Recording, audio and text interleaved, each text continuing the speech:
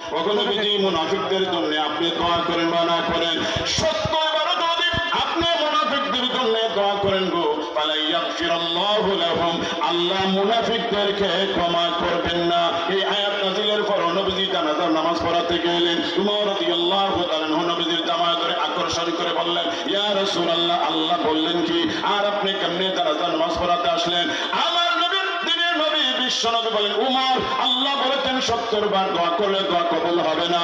আল্লাহ তো আমাকে নিষেধ দেন নাই, আমি দোয়া করলে দোয়া কবুল হলে হবে, না হলে নাই।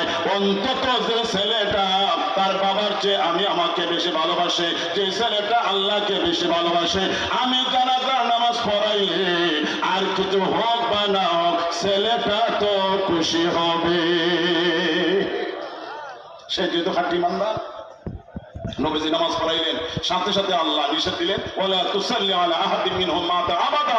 নবীজি আপনার নিষেধ দিলেন, দিকে তো আপনি নামাজ পড়াইলেন।